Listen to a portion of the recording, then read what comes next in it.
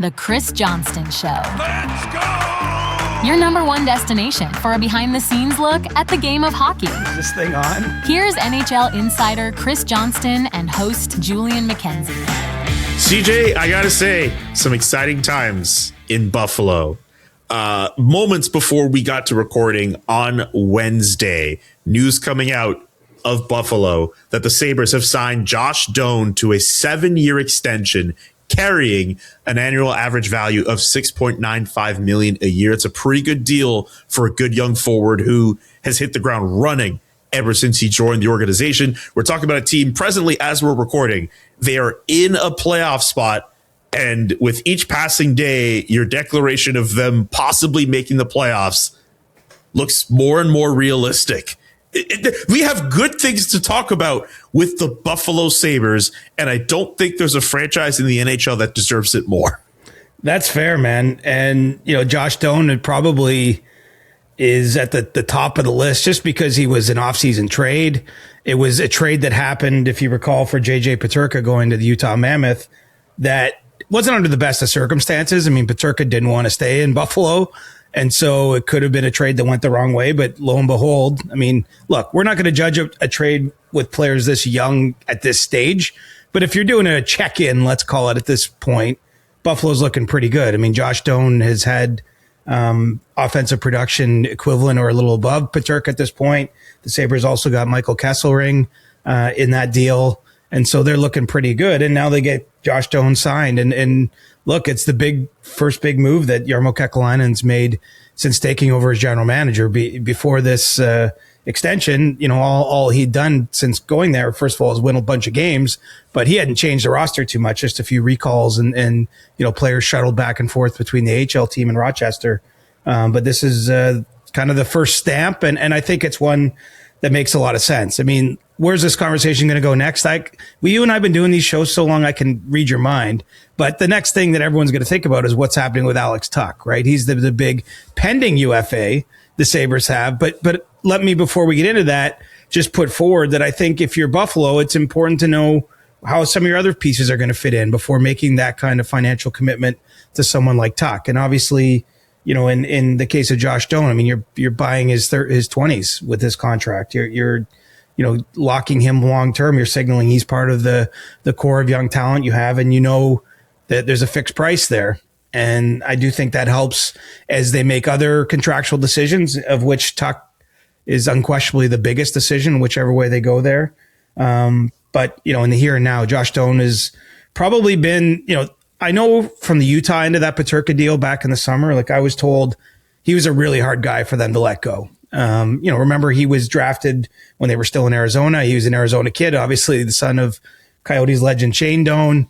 You know, and he'd really made a nice climb to reach the NHL. They didn't want to trade him, but, you know, they wanted Pettersson and they made that decision. But, you know, seeing his offense pop the way it has, you know, he's already got 15 goals, you know, potentially in the middle here of a 25-goal season, we'll call it. You know, I'm not sure that anyone thought that ceiling was going to come for him right now. And, you know, he's taken hold of the opportunity in Buffalo, and now he's got a nice contract to go with a pretty good start with his new team. Love it for him. So what's next for Alex Tuch? We should go there since you correctly predicted where I was going to go next. Yeah, I can read your mind, young man. You know, I think, you know, look, we hit on this a little bit when the trade board came out. You know, I think the odds of Tuch leaving get diminished as like the further we get into the season, the more success the Sabres are having. You know, what I can tell you though is at this stage, you know, there still haven't been, you know, as it's been described to me, like extensive, you know, meaningful extension talks, you know, since the new regime's taken effect. You know, there's obviously a dialogue there. I think everyone knows that there's a decision pending. But it doesn't seem like a lot of that's really happened of late. And I think there's a couple reasons for it. As I mentioned, there's kind of an order of things. You know, first of all, you know, Jarmo Kekalainen becomes a GM around New Year's time. I mean, he's got to get his feel for kind of like make a plan of attack, you know, get a player like Doan signed. You know, I think, you know, what will be interesting to me is this Olympic break that's coming up, but it's pretty close on the horizon here. You know, there's no trades allowed during that period. There's a roster freeze that way. But I do think a lot of, teams and players that are considering extensions, it's a natural time for those talks to happen. Just because, obviously there's no games being played for players that aren't at the Olympics. It is a time where it's not necessarily a distraction. They can kind of deal with that business if there's any decisions to be made. And so, I think that it's going to get going with Tuch and the Sabres probably in the pretty near future here. But right now, it just seems like it's kind of been simmering in the background. I don't see any reason. I mean, they'd be crazy, in my view, right now to trade him unless they got some kind of offer you just can't refuse. But with how well the team's been going, why would you mess with the mojo? You mentioned the playoffs. I mean, that's an important bar for most franchises, but I think one that's gone as long as Buffalo has without making the playoffs. I mean, it's more than just symbolic. Like, I think this organization is trying to rebuild itself. It's trying to kind of restore old glory, bring pride back to the fan base, get people excited. So there might be a different calculation when it comes time to rubber hitting the road on the Tuch talks. But, basically what I'll tell you is right now feels like it's a little quiet in that sphere, but I don't think it's going to remain that way long. I mean, at a certain point, the Sabres are going to have to either, figure out what the real price is. Will they meet it? And if not, then they have a decision to make. Do we keep the player and risk him leaving for nothing in the summer, or are you looking to trade him? But, those dominoes, haven't started falling yet. I don't think that there's anything I would describe as clarity. And I don't think honestly, I haven't heard his name out there in trade rumors at all either. I don't think that's something that's being pondered in a serious manner, at least as of January 21st. And if the Sabres continue to play well, what about there has to be a world where the Sabres could potentially be a buyer at the deadline, right? Like, where they look at the momentum they've generated with this team and how the players on the roster have played. And if you want to really reward them and give more reason for your fans to be excited, like, nothing says that than by adding another piece to this team. And maybe it's a bit too premature to say, as it is still late January, but I would love to see this team, when it comes time in March, try to make some kind of swing to make their team not just better for the future, but for the now. Well, I think that's coming. I mean, because there's really not that many games left before the trade deadline, even though there is that window of time. And so Buffalo, it's fair to say, like, it's not even a hot take. They're going to be either just in the playoffs or just out of the playoffs come March 6th, unless something crazy happens. If they win 10 in a row or lose 10 in a row, but I'm not sure that either of those things are, in the offing here. And so I think that there will be some pressure or some expectation, maybe more accurately way to describe it, to, add to the core, to give that push down the stretch, because it's going to be a real sprint, especially in the Eastern Conference, where you have so many teams bundled together, in terms of where they're at points wise or points percentage wise.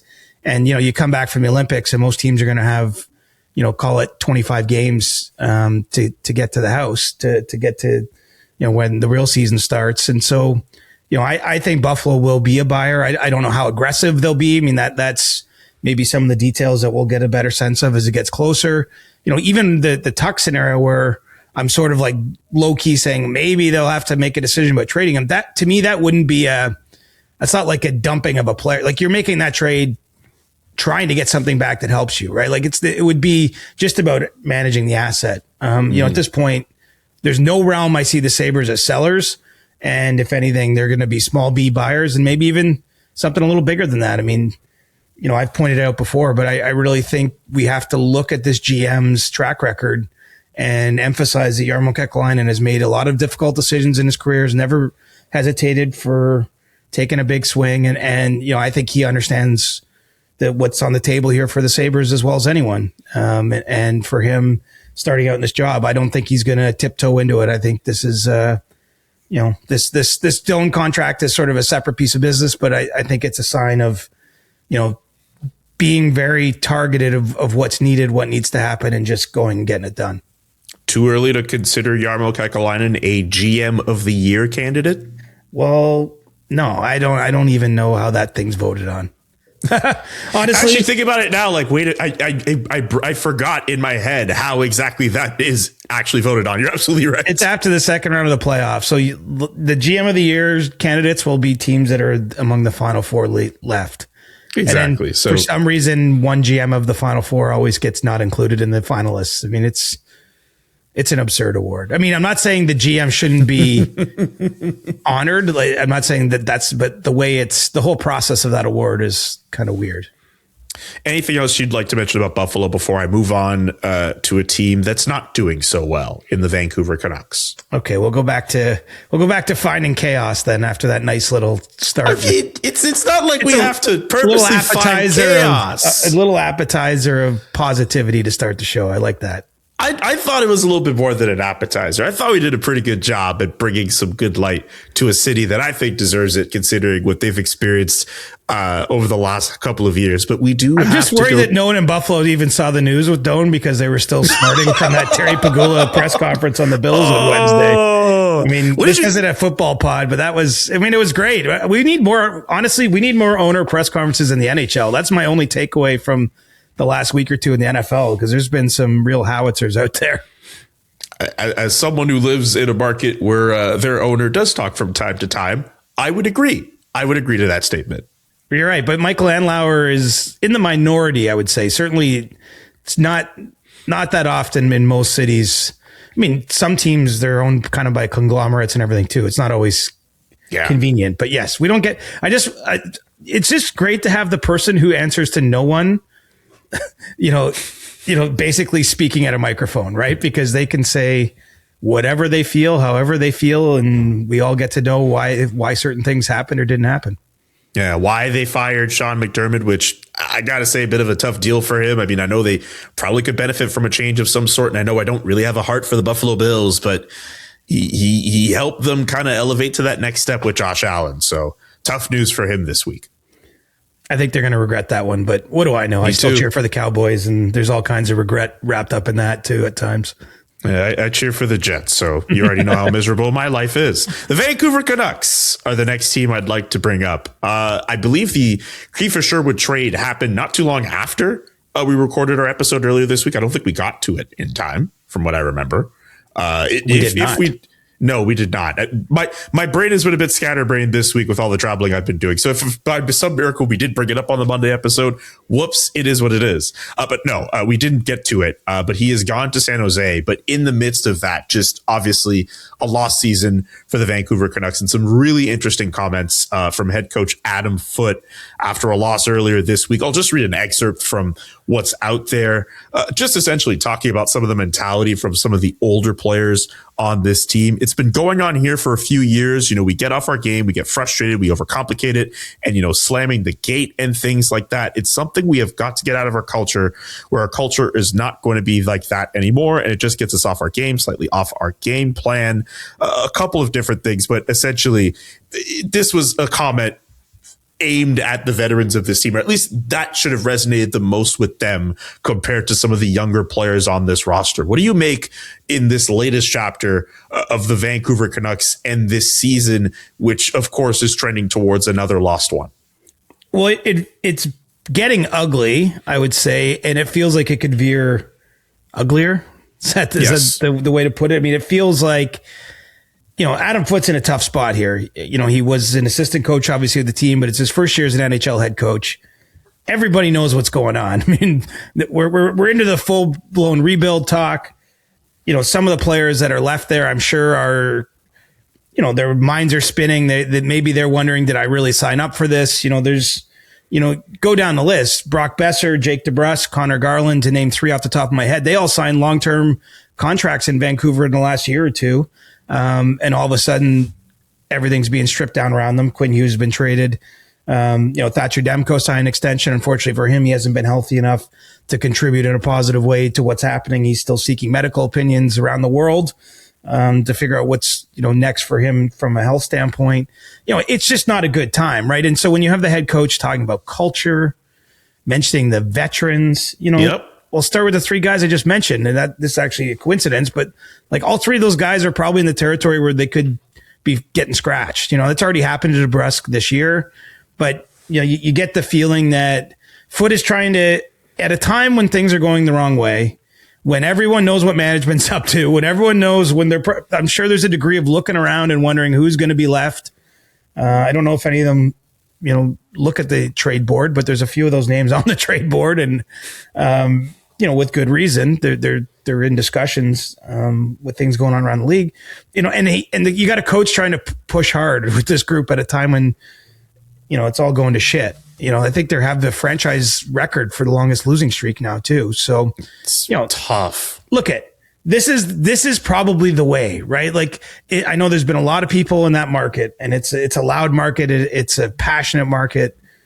But that's just Thomas Drance on his own. Yeah, it is. But it goes well beyond Drancer. And love you, buddy. I love you too. But I'm just saying that I've wanted this team to rebuild. Well, this sometimes is what a rebuild looks like.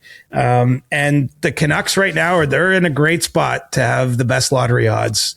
Come the draft lottery in April or May. So, but the problem is there's a lot of games still to be played. You've got a head coach who obviously doesn't want to see his team lose a bunch of 6-0 games. You have some veterans who are, probably in different headspaces right now. So there's a lot happening there. And I'm curious to see what happens next, because I viewed those comments by Foot, and good for him. Very direct. Like, I get it. He doesn't know if he's going to have another job like this. Like, as I said, I think he's in a tough spot. He's trying to push everybody, but I'm curious to see what he gets out of the players after doing that, and then what his subsequent moves are. In the meantime, we all know what Jim Rutherford and Patrick Allvin are up to. I mean, the Kiefer Sherwood trade was the easy one. For them, it really took moving off the idea that it had to be a first round pick. Once they lowered that ask over the weekend, it came together pretty quickly with San Jose. They got 2 second-round picks and a prospect in the deal with the Sharks, which I actually think pretty good business there. I mean, yeah. Credit to Kiefer Sherwood the last year and a half. He's really upped his stock. He had a tremendous season last year, and then he built on it to start this season. And that put them in a position where he could be worth that. It's put him in a position now where him and San Jose got to figure out what the contract looks like. And I do think it's interesting that it's a couple days after that trade and there's no extension done yet, because a team like the Sharks isn't making that trade with the idea of not signing him. But from what I've heard, the initial conversations didn't lead to anything close to getting a deal done there. And Sherwood, I think, feels comfortable in his position. I mean, he's looking for $30 million, Julian. That could be a 5-year deal at $6 million or a 6-year deal at $5 million. I mean, you do the math. If you want to stretch it to 7 years, what's that? $4.5 million. You get the idea. Oh yeah. It's a serious contract, but he's on a 30-goal pace. I know he's out with a minor injury right now. You have to think in San Jose, he's going to get a look at times alongside Celebrini. And if he doesn't sign, then did San Jose give up those assets to let him go to free agency? So anyway, that's a sidebar here. Long way of saying there's crazy dynamics in Vancouver right now. And I do think certainly that was just the first of a few items that the Canucks would like to trade out of town here in the next few weeks. As I mean, with the for sale sign essentially being up in Vancouver, still very curious as to who could be gone next, particularly with some of those guys who we mentioned earlier who have contracts and thought that they would be here for the long haul, but they could be changing addresses. They could, there's different factors at play there. Like Jake DeBrusk has a no movement clause and doesn't sound like there's been any discussions in terms of having him waive that. So, that could still happen between now and March 6th, but I don't know how likely that is. Connor Garland just signed a 6-year extension that hasn't even started yet. Yep. There's certainly teams that like that player, but it's a lot to consider bringing on at this stage. Maybe that becomes a summer trade target. I mean, look, he's on the board because he's available, but we don't always see players with that kind of term moved in the season. It's kind of a weird year, though. Like, I think you don't see a player like Quinn Hughes traded too often either. And that's something that Vancouver's done in recent memory. So, I'm not going to rule anything out with this much of a window still before the deadline comes. I think the real name to watch is Elias Pettersson. For all the things that we could point out about his production dipping and how he hasn't been at that level that earned him the contract almost 2 years ago, he's still a rare talent, right? He still has 100-point season on his resume. He got a killer shot. His underlying defensive metrics are very positive. Like, there's a lot to like there. It hasn't gone great for him. I don't think there's any way to put too fine a point on that, but I think that I'd be curious what could still be left in him if I was another team. So I think, he's definitely a possibility to be moved.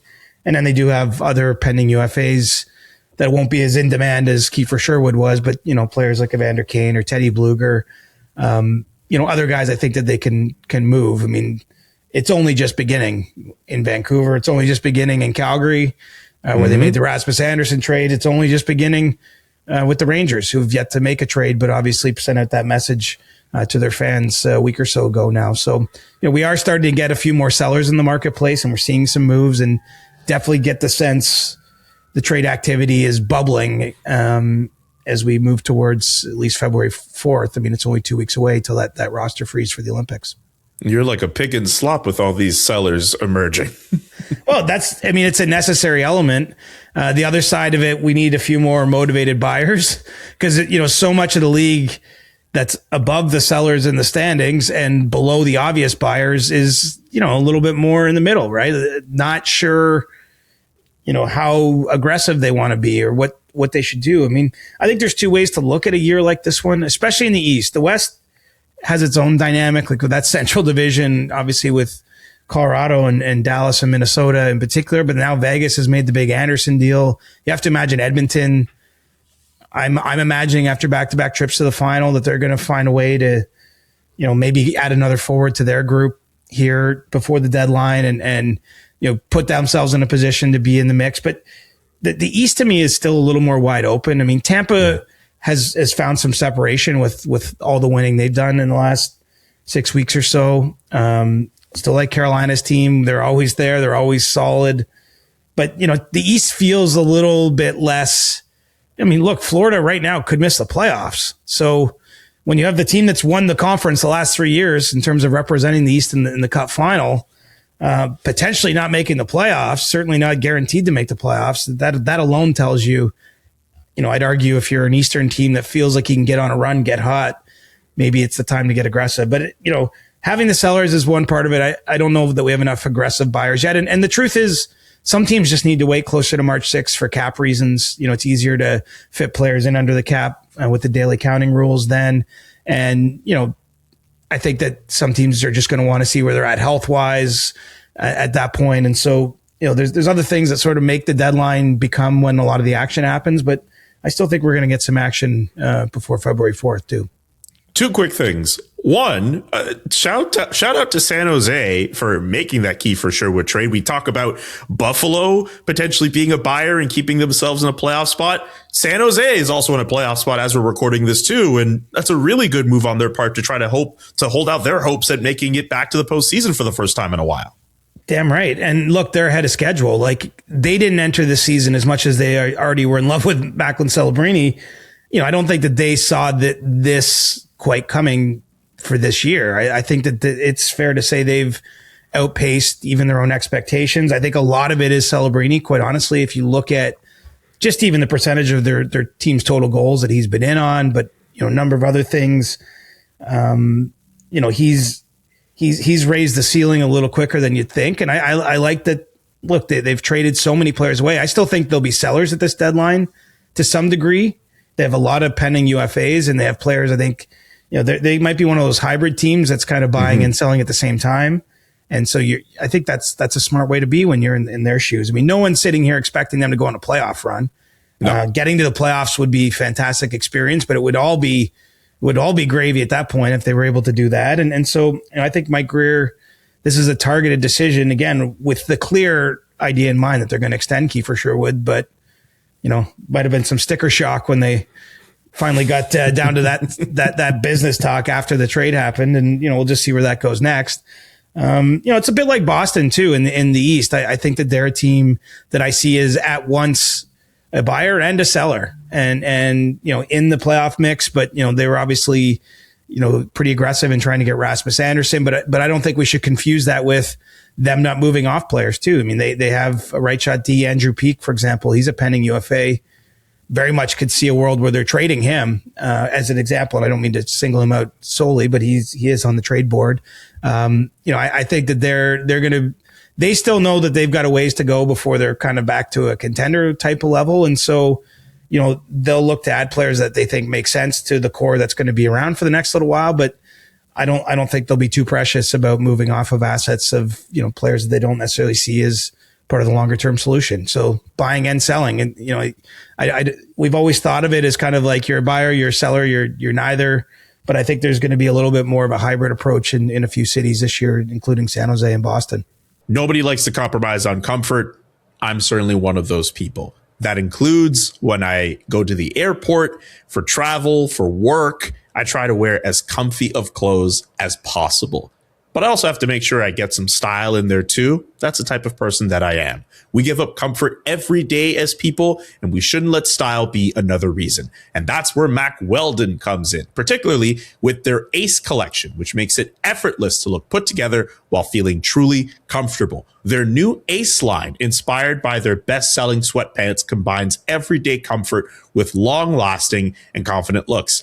Upgrade your collection for the new year with the new bomber jackets in line, half zips, sweats, crew necks, and more at MackWeldon.com and get 20% off your first order of $125 or more with the code CJ. Mack Weldon's Ace Collection, comfortable anywhere. Go to MackWeldon.com and get 20% off your first order of $125 or more with the promo code CJ. That's MackWeldon.com with the promo code CJ. DraftKings Sportsbook, an official sports betting partner of the NHL, is built for the fastest game on ice. With player props and live betting, every shift, every shot, every save gives you options to get in on the game with DraftKings Sportsbook. A whole slate of games in the NHL on Thursday. Vegas on the road against the Boston Bruins. We know there's the big Vegas-Toronto game later this week. They got to play Boston first. Boston plus 114, an underdog against Vegas at minus 135. Ottawa and Nashville playing against each other in Nashville also on Thursday. Slight nod to the Ottawa Senators at minus 112, Nashville at minus 108. New customers bet just $5, and if your bet wins, you'll get $300 in bonus bets instantly. Download the DraftKings Sportsbook app and use code SDPN. That's code SDPN to turn $5 into $300 in bonus bets if your bet wins. In partnership with DraftKings, the crown is yours. Gambling problem? Call 1-800-GAMBLER. New York, call 877-8-HOPE-NY or text HOPE-NY. Connecticut, call 8887-897-777 or visit ccpg.org. On behalf of Boot Hill Casino in Kansas, wager tax pass-through may apply in Illinois. 21 plus in most states, void in Ontario. Restrictions apply. Bet must win to receive bonus bets, which expire in 7 days. Minimum odds required. For additional terms and responsible gaming resources, see dkng.co/audio. Limited time offer. Copyright 2026 NHL. All rights reserved. I wanted to mention Florida very quickly. We touched on them just a couple moments ago. Just some quick thoughts on Matthew Tkachuk finally returning to the lineup after some long-term injuries took him out. It's crazy. When was his last regular season game? Because he missed a whack of time at the end of last season, regular season, and then he returned for the playoffs.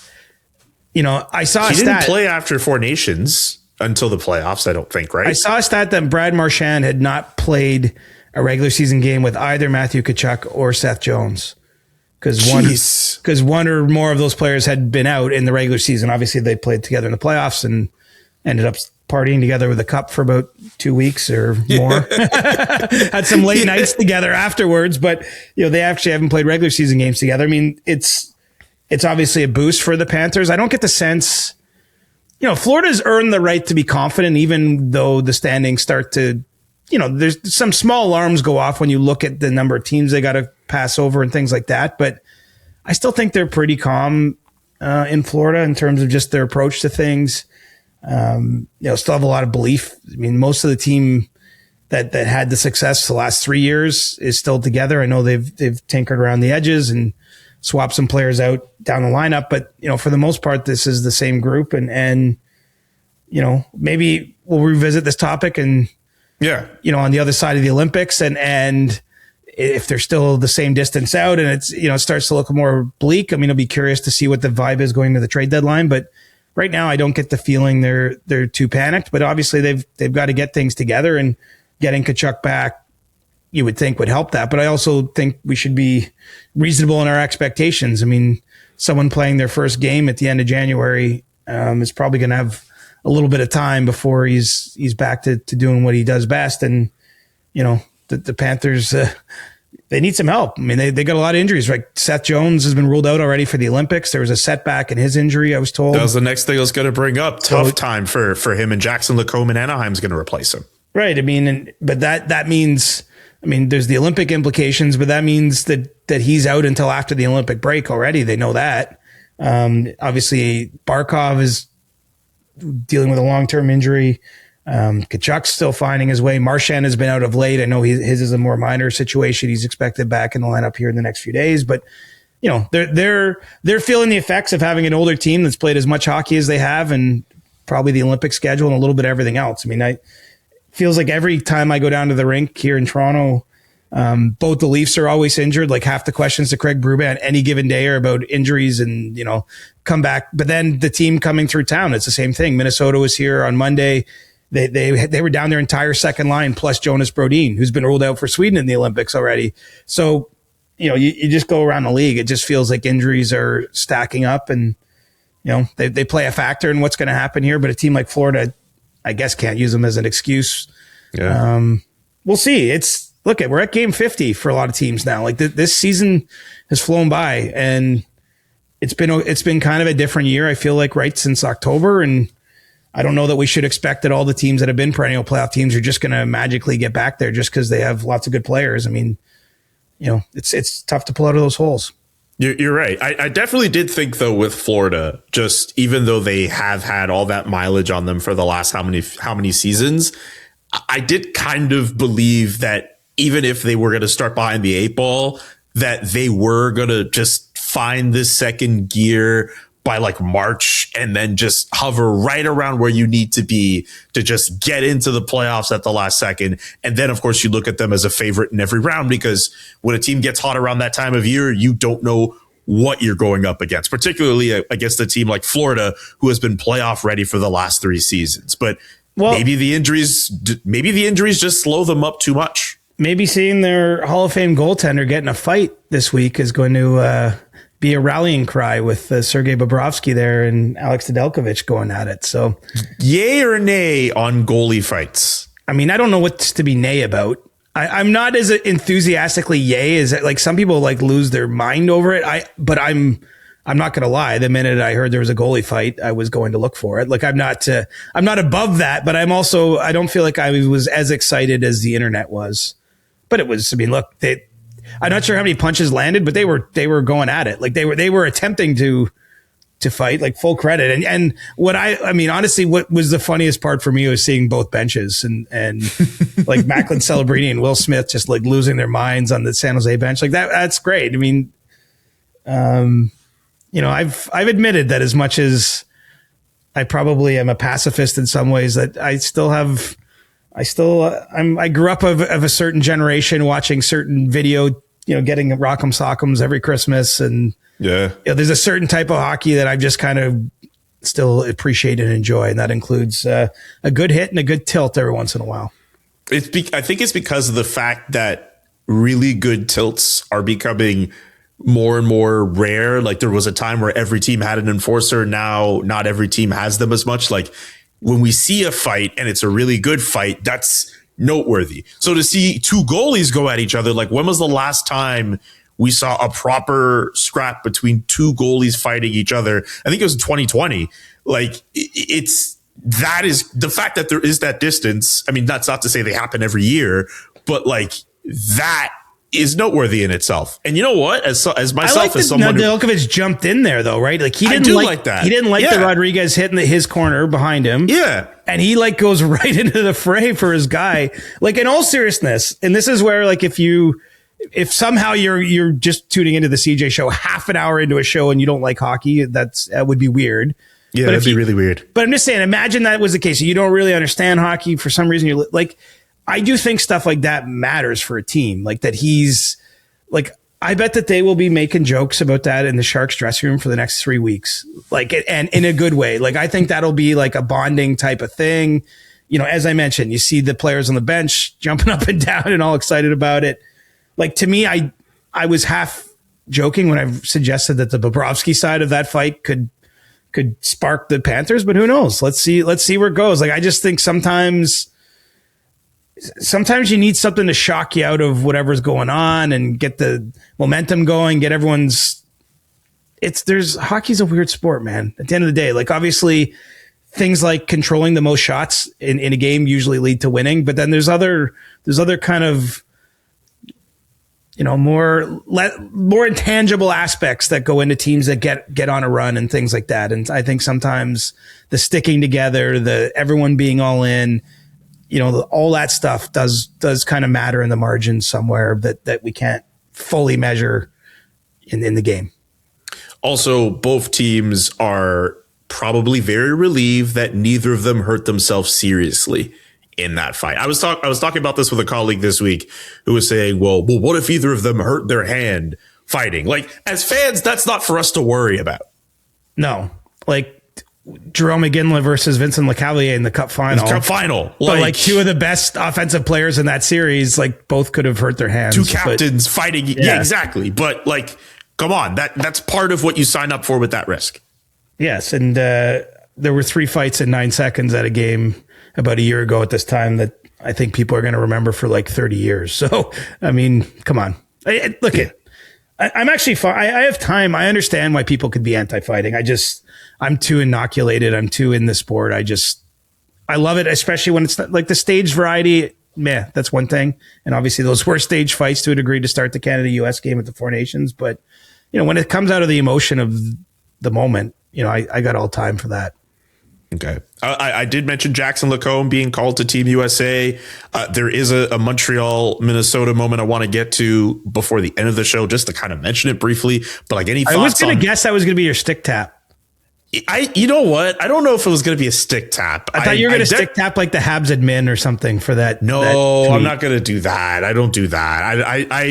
I saw that tweet and I was like, I don't know if I would do that. But like, I definitely wanted to mention it. And so, like, I don't know. Okay, let's just get into it now. Cause I mean, okay, we might as well get into it now. I don't know if I would have done that. If I ran social media for any team, I don't know if I would tag USA Hockey directly and be like, hey buddy, you left off Cole Caulfield. There's a reason why I don't run social media for a team though.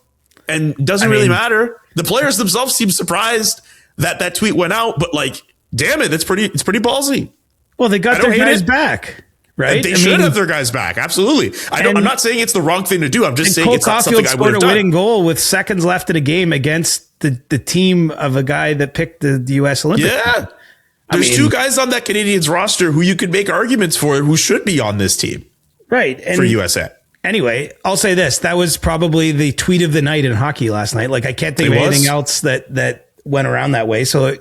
Admin was probably doing their job. I don't know the admin in Montreal, but like, I would say that's probably what you're aiming for when you have that job is tweet of the night, but not for the wrong reasons. I thought it was spicy but funny, and it was also spot on. Yeah, like, I don't disagree with it. I think it's not something I would have done, but I do play it safe on certain things. But like, looking at that tweet, there's no way you could ignore that. How would you feel if Sam Bennett had like a huge moment? It's weird because I almost wanted to say against St. Louis because Doug Armstrong picked Team Canada, but against Tampa with John Cooper, and then like they tagged Hockey Canada. I mean, would you laugh? Would you? I would be like when I see stuff like that, my first thought isn't, haha, this is funny. My first thought is, ooh, they went there. Like, I'm like, oh, you want to get messy with it. Like, that's the first thing I would think. And the reason why I say I wouldn't do it is because I don't consider myself to be a messy person. Gotcha. Anyway, I thought it was entertaining. It was also kind of perfect. Like, if Cole Caulfield scored in the first period and they did it, not the same thing. But he scored right at the end of regulation to deny Minnesota even getting a point, and it was the game-winning goal, and it was against Bill Guerin, and, you know, Brock Faber and Matt Boldy and Quinn Hughes are on the U.S. team. Not that they had anything to do with leaving him off, but like, I thought it was perfect given the circumstances. I think Cole Caulfield has like 7-game winners this year. I mean, I know the Canadiens have been great in overtime all year, but like, shout out to Cole Caulfield for doing his thing for the Canadiens, particularly in overtime. Like, that's been an insane year for Caulfield. And the fact that he's not on Team USA, I can understand why fans are frustrated at that. Right, but then you might say Jason Robertson should be there before even Cole Caulfield. Right? I would say that he should be there before Cole Caulfield. I think he should be on that team. Damn right. And the same way in Canada, there's lots of people that think Connor Bedard should already be on Team Canada. Like these conversations do, like I have time for them because I do enjoy them, but I don't know that there's a right and wrong answer with everything. Really, what happens at the tournament will determine who got the right decisions. That's ultimately it. The right answer will be determined when the gold medals are handed out at the end of the tournament. You're right. And keep in mind, Jackson Lacombe being added for Seth Jones, likely the 8th D to start the tournament for the U.S. Young player. He's having a really good year in Anaheim, putting up a lot of points, played for the U.S. team that won the World Championship gold last year in Stockholm. I can understand the decision. At the same time, I know that there's lots of people that love Lane Hudson, who's having a great year and would love to see him there. But, the GMs and the decision makers for these teams are looking at they probably think they only need so many offensive Ds, basically smaller guys like Lane Hudson. And they have someone else to lead the power play. And so they look at a different direction. I mean, is what it is. We'll see what happens in Milan in a few weeks' time, and then we'll decide who was right and who was wrong. All right. One more thing before we get to stick taps here. A pretty big interview dropping earlier this week featuring Ottawa Senators goaltender Linus Ullmark and TSN's Claire Hanna. Claire, by the way, I've been giving her shout outs on different platforms. I thought she handled herself well in that interview with Linus, but ultimately Linus speaking to Claire, saying that his reasons for personal leave were for mental health reasons, and discussed a ton of different topics in that interview, including the rumors that were spread about him and how they affected him. We've both watched this interview in full. I'm curious to know your thoughts on how Linus kind of handled everything. I do give him points for taking the time to just speak openly about what he's been going through. I think it takes a lot of courage to do that. But yeah, I definitely was a pretty impactful interview to watch. Yeah. I mean, honestly, my only prevailing thought is, man, like, I feel for the guy. Like, I don't know how you could feel anything else if you listen and watch what he says. Like, you can tell he's in still, even though, it's nice to hear that he feels supported and that he actually feels like he's in a better spot than he was, even a few weeks ago, that, you could tell he's been through it and that he's still going through it. And, my real only reaction to it, honestly, Julian, is just the human side of that. Like it's tough. And, it's hard to, there's almost like parts of that interview that are kind of almost gets hard to watch because you can feel the weight of everything that he's been carrying around and some of his thoughts. And so, I don't almost have like many more thoughts than that. Like you and I have been over sort of how this is all played out. Like, I think it's really unfortunate to a degree how public this has all had to be. But, I'm not including necessarily his interview there. I mean, it's his story to tell or not tell. And, I just hope that he gets the help he needs and that, there's a point in time where he looks back at this window and he feels like, he's become stronger because of it.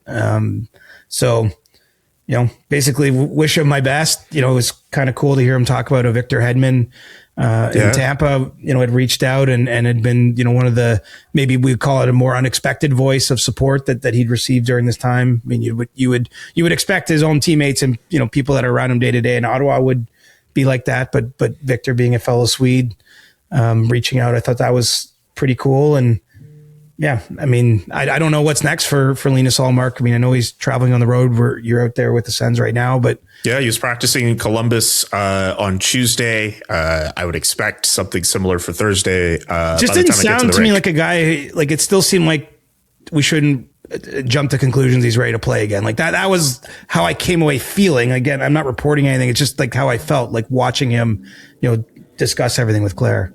I'd be very... I get that same conclusion too. I mean, he even said himself that he's not ready.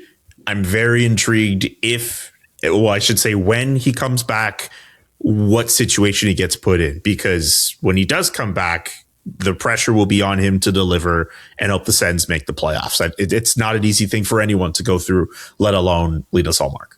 Exactly. Yeah. So anyway, certainly don't rush back, Linus. And, I hope he takes the time he needs. Honestly, I would say the same for any other player. It's become more normal around the league to have players take what we might call mental health breaks or personal leaves or however you want to frame that. I mean, right now, Leon Draisaitl has gone back to Germany for a family situation. Mm-hmm. Joseph Woll, the Leafs goaltender, missed a month with the team at the start of the season. Generally, it's our policy here. We're not digging into anyone's business. We just hope that the players look after themselves and come back when they're ready to work again. One last Sens piece of news. I didn't intend on it to be Sens Corner, but it is what it is. What did you think of Jake Sanderson apologizing for his comments towards Levi Merilainen over this weekend? Yeah, kind of what I expected. Like, I think we said on the show Monday that he probably, if you would want that back, but I didn't think he necessarily had to apologize. I would get why you'd want to clear that with your teammates. But it was a moment of frustration in the moment, and as we'd said, he played great in that game Saturday against the Habs. It just too many pucks went in. So mm-hmm. I think that he basically is what I expected, but I don't know that he had to apologize, I guess is what I'm getting at. I mean, as long as you talk it over with your teammate, everything's good there.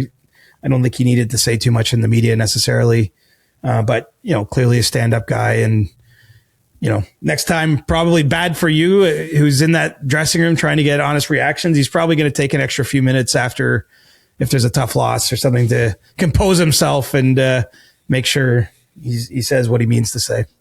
Yeah. And with that, I'm good to go to stick taps. I wanted to go lighter on stick taps. I think the goalie fight between Sergei Bobrovsky and Alex Nedeljkovic, that was a fun little moment for everyone to kind of get around and watch in awe. That I think could be worth a stick tap for this week. So I'm willing to piggyback on that a little bit. I did not, and I regret not doing this earlier this week, but this week was also, of course, the anniversary of Willie O'Ree breaking the black color barrier in hockey. Obviously, the first black player to ever play in the NHL when he played against the Montreal Canadiens as a member of the Boston Bruins in the year 1958. I think that is obviously worth shouting out, of course.